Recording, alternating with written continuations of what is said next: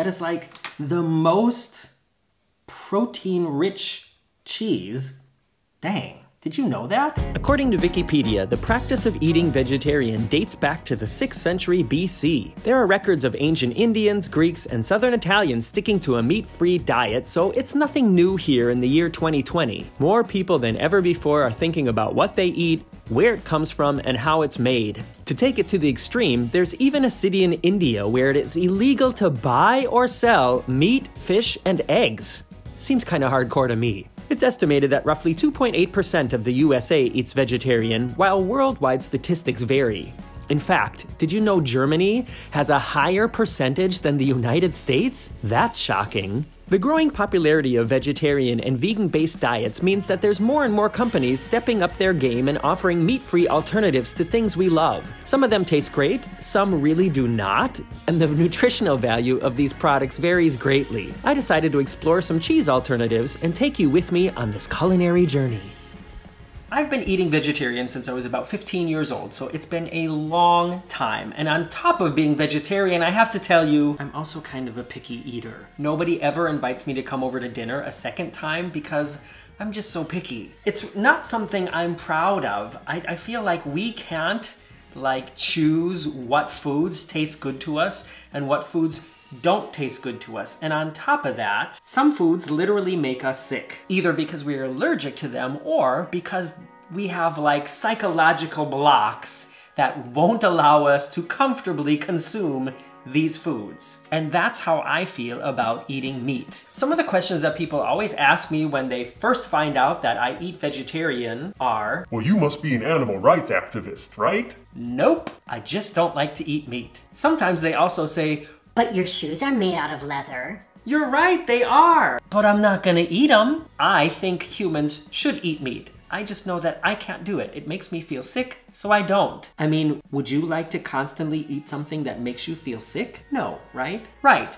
That's why I don't do it. I have no problem if you eat meat, I just don't do it. Are we clear now? And one thing that I've always eaten way too much of was cheese. Like real life, stringy, creamy, melty cheese, something that I love.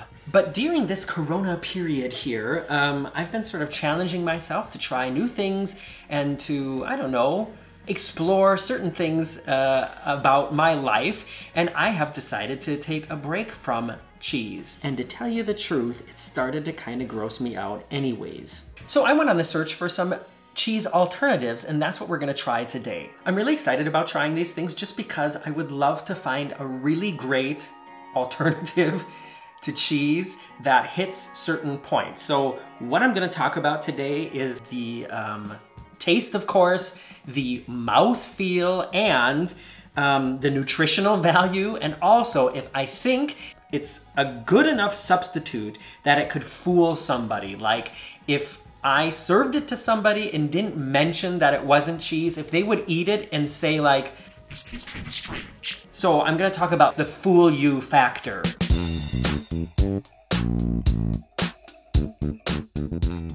I started with Happy Cashew smoked paprika. This tiny little morsel of wannabe cheese comes in a plastic wrap. I started cutting it, then thought maybe I could peel it open, but nope, gotta cut it.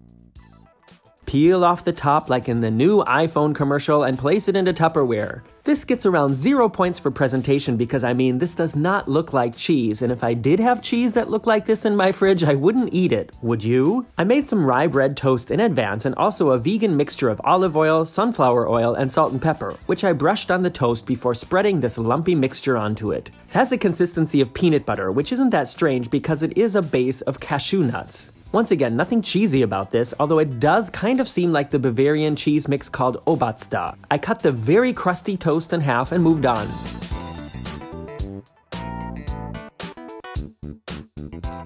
Up next was the Simply V garden herbs. Like I said, I had already tried this when I got home from shopping, but the one thing that I found interesting is this buildup of moisture.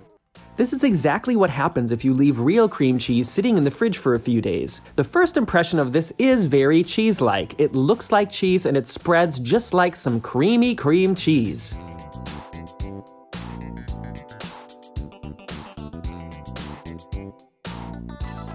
Moving on to the Mozzarisella. Love that name, sounds like it was made by Snoop Double Jizzle. I decided to make an insalata caprese, so follow along carefully if you want my recipe. First, begin roughly chopping some fresh basil on the concave side of your warped cutting board. Get frustrated and finally turn it over to the better side. Finish chopping the basil and then begin with your tomato. Cut the core of the tomato by chopping the rest into quarters. Then remember you wanted to make a caprese and start over with a new tomato, placing the pieces of the first tomato in Tupperware. Slice the new tomato into thin slices like this. Mop up some of the juice so other things don't stick to the board. Remove the package of Mozzarisella from the packaging and marvel at the fact that it is inside more packaging. Cut off the end and try to reveal some of the product. Realize that this attempt at circumcising the product is not adequate and make the opening bigger by any means necessary. When you have exposed enough of the cheese-like tube, cut as many thin slices as you have tomato slices, then place the rest in an airtight container, or maybe wrap it in some more plastic. To assemble your salad, alternate a slice of tomato, a slice of mozzarella until all slices are layered. Add some fresh salt and pepper, drizzle with the oil mixture, splatter with some balsamic reduction, and then sprinkle with the fresh basil.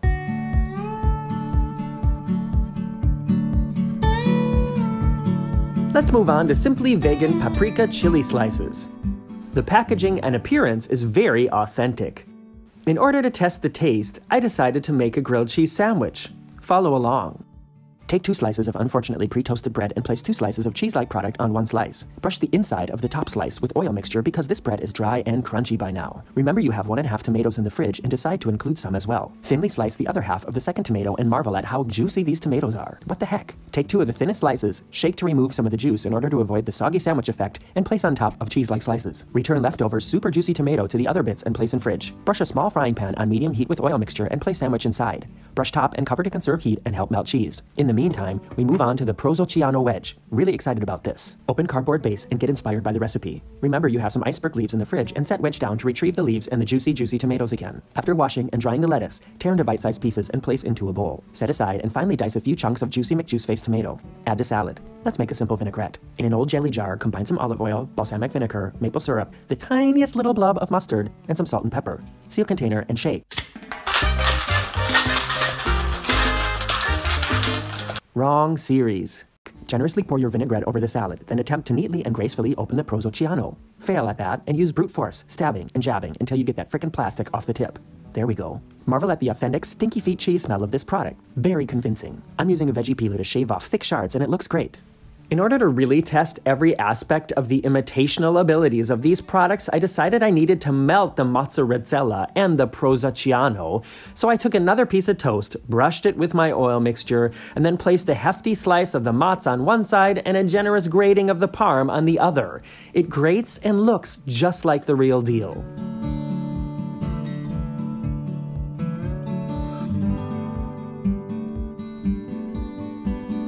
Back to the sandwich. It was getting pretty toasty on the bottom, but the cheese was still not melting. I flipped it anyways, and this little piece broke off, which actually acted like real cheese when it hit the hot pan. In the end, I ended up microwaving the thing in order to get it to melt, but that worked extremely well.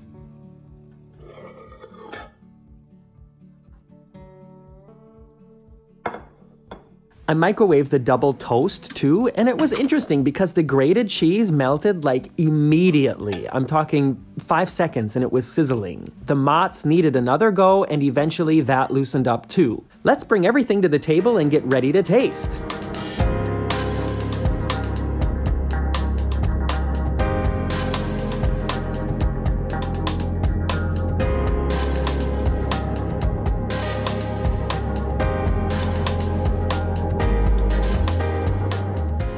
Oh my gosh, you guys, that took so long. I started shortly before 6 o'clock and it is now 10 minutes to 9. That's how long it took me to basically make a salad and a couple pieces of toast. So when I do this again, I'm definitely gonna need to find a way to streamline my workflow here. But this is everything and I'm really looking forward to digging in now. I don't know where to start except with a glass of wine. It's almost 9 o'clock.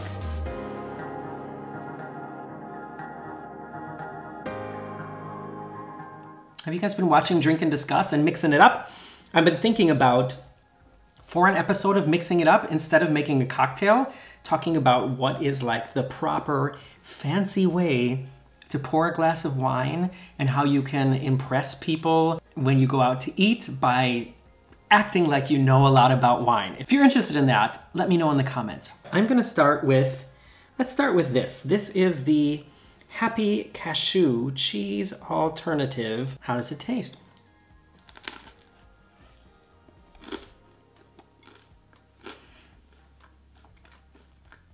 Definitely smoky.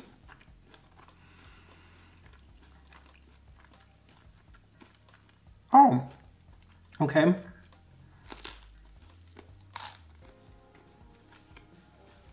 It does have a slight tangy, cheesy flavor. There's definitely a lot of smoke, some creaminess. Do I think I could fool somebody into thinking this was really cheese? No, but mostly because of the way it looks and because of the texture, not because of the taste or the smell. It's actually really good. Let's look at the nutritional information. I did some research online. Normally, I'm just gonna call this a cream cheese, okay? And Philadelphia cream cheese, which is one I know that a lot of people know about, that has 32 grams of fat in 100 grams. 19 grams of that is saturated fat, cholesterol 100 milligrams, and protein 6 grams. So this has 33 grams of fat, which is 1 gram more than Philadelphia cream cheese. The saturated fat is 6.7 grams, which is way less than Philadelphia. The protein then is, I don't have cholesterol on here. Must be an American thing, but on here it's not listed. So let's just go on to the protein. This has 14.8 grams of protein. That's more than twice as much as Philadelphia cream cheese. So as far as nutrition goes, this is way better for you.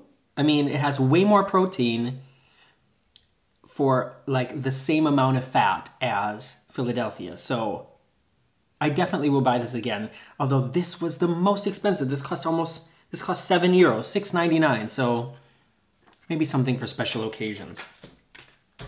All right, like I said, this is this one, the Simply, and I tried this already when I got home. I told you, so I'm very familiar with this, but let me pretend like I haven't tried it yet. And actually, I just dipped some chips in it before, so this will be the first time actually having it on bread.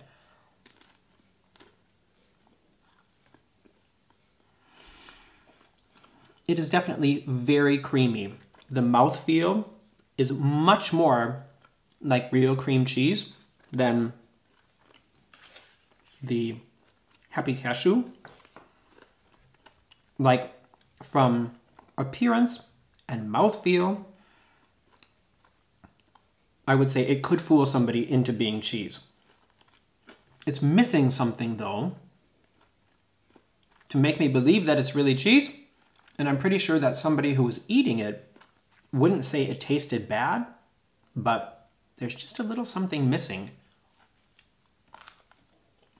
I don't know, something about the creaminess, but connected to the flavor. I might buy it again. Let's look at the nutritional value after a sip of wine. Gotta cleanse the palate. So I'm going on the same values of Philadelphia cream cheese, and this, I bet this is gonna drip out of here when I flip it. Put this plate under here. So Philadelphia has 32 grams of fat, and this has 22 grams, so less, considerably less. Philadelphia has 19 grams of saturated fat, and this is 13 grams, so also less. Philadelphia has 6 grams of protein per 100 grams, and this only has 4.5, so a little bit less protein than Philadelphia cream cheese. Simply vegan. Let's try the mozzarella tomato salad. And yeah, I should use a knife, but I'm gonna be a barbarian because I'm just so hungry, getting a little hangry. The texture is not, it's not like mozzarella. It's like Jell-O. It's like a creamy Jell-O. And I'm pretty sure there's probably tapioca starch or something in here. It's already kind of falling apart. And from cutting it, yeah, it was like cutting Jell-O and not like cutting mozzarella. And you know what?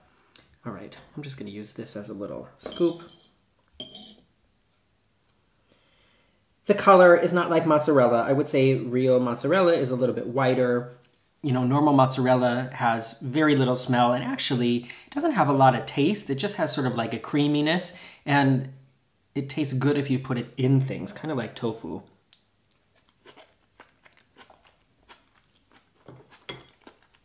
No. Yeah, this is not really doing it for me. It doesn't taste bad, but there's very little about this that fools my mouth into thinking it's eating mozzarella cheese. Not the consistency, not the taste, not the way it like feels and moves, you know. Let me have another piece and a little sip of wine, and then we'll look at if it's at least good for you.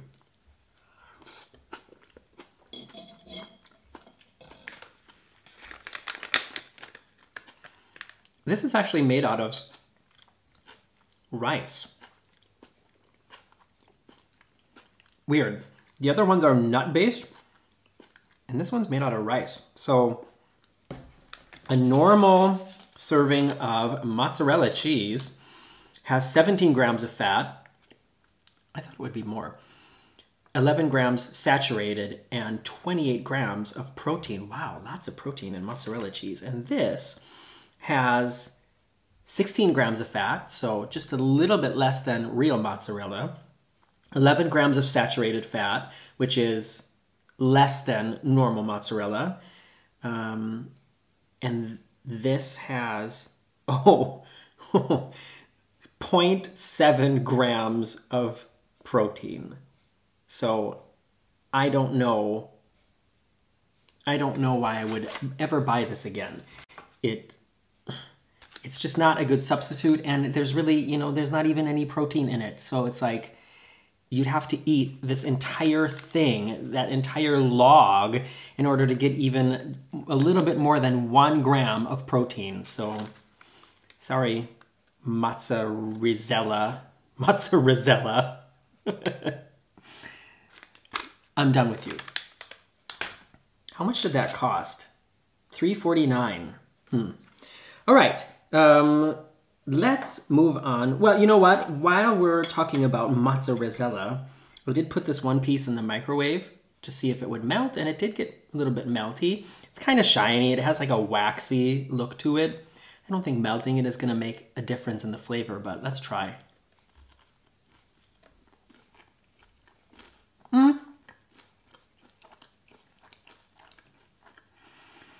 The melted consistency is a little bit more like mozzarella, but there's just really not much to it. And like I said, not even getting any protein out of it, so why bother?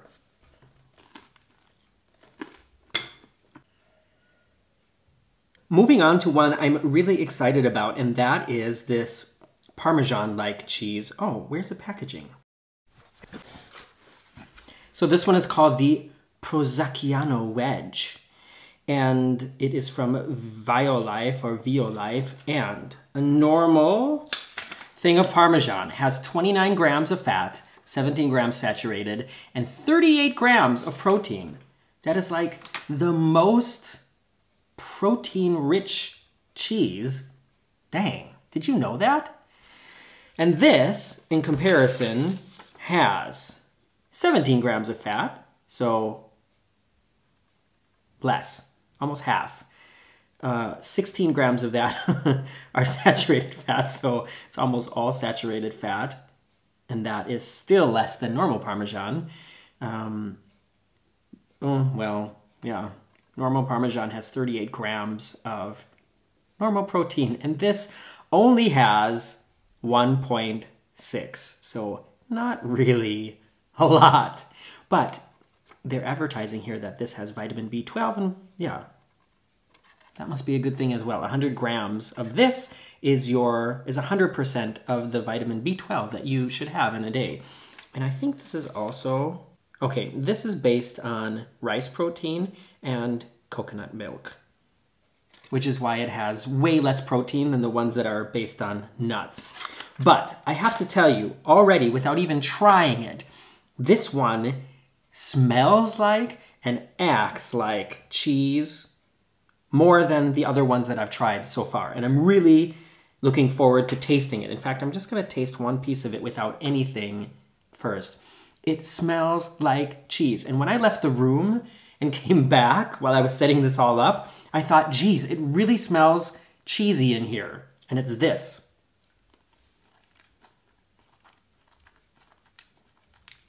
Okay. It has that sort of, well, it definitely tastes interesting. It's a taste that I can't really define. I wouldn't say it tasted like Parmesan cheese. You know, Parmesan cheese sometimes has that like sort of like acidy, you know, like bite. And this doesn't have that. It does have something that tastes a little bit fermented. And definitely, like I said, the smell is a winner. Let's try it with a salad.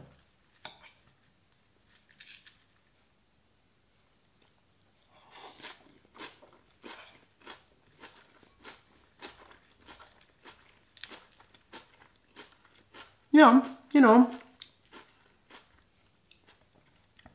on a salad, when you mix it with other things, I bet this could fool people. If you just told them it was like a low-fat mozzarella, or no, a low-fat Parmesan, if that exists. Okay. It definitely adds a little bit of extra flavor, a little bit of extra texture, but it's very low. It's very low in the protein. And that's the thing for me that I just think, if I'm eating that much fat, I want to at least get some protein with it, you know? And here is the melted piece. And I mean, this looks just like melted Parmesan looks.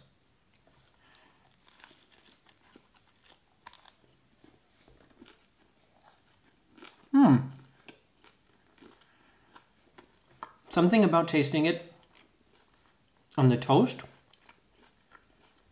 makes it taste more like mozzarella. Not mozzarella, Parmesan. Yeah, it's too bad that there's not a lot of protein in here because I kind of like this. Ooh.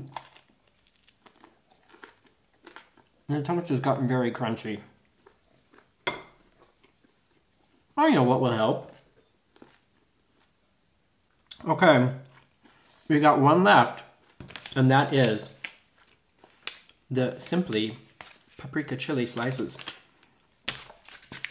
And it was weird, like I said, it wouldn't really melt in the pan, but then when I put it in the microwave, that really did it. And now it's like all creamy and melty, and like it's like grease is like flowing out of the bread, just like as if it was real cheese. And yeah, I'm gonna try to like scoop up the cheese on the plate and get a good cheese pull here. That work? Oh, look at that. But how does it taste? My fingers are greasy now.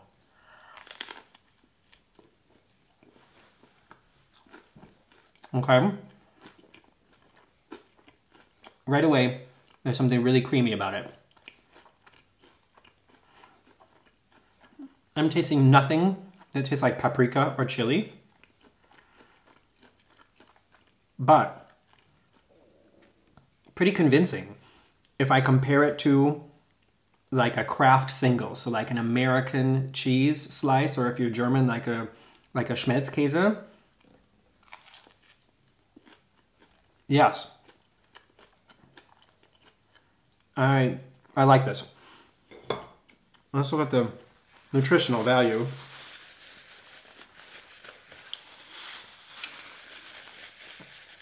I looked up the nutritional value for Kraft singles, so American cheese, and that has 32 grams of fat in 100 milligrams, or in 100 grams? Yeah, 100 grams 18 grams saturated fat, and protein 18 grams. And these are 20 grams of fat, 18 grams of that saturated fat. So just as much saturated fat, but less altogether fat. So it's like basically only bad fat. Oh, what a bummer. And it's 0.5 grams of protein. Of course, the one that tastes the best has to be the one that's like the worst for you. Although it's based on, this is what I don't understand. It's 53%, oh no, it's 2% almonds. Still, I think I'll buy this again just because, yeah, I thought it was tasty. It's so weird. This other one from Simply has 4.5 grams of protein, and this one, 0.5. What a bummer. Which one had the most? The cashew one, right? Yeah, the cashew one has 14.8 grams. But this isn't something that like I'm gonna like melt on nachos or something, you know? It's like a spreadable cheese. As always, while I'm beginning this channel, I'm diving into this new world of Guten Morgen here, I need your feedback. Please let me know if these are the kind of videos that you guys like to see by hitting that thumbs up, by subscribing, by writing a comment below. There's a lot of other things I can try here. I'd like to do like trying German bakeries, trying vegan ice cream, lots of stuff like that. So if these are the kind of videos that you like to see, let me know. My cat is throwing up. She's done. See you next week.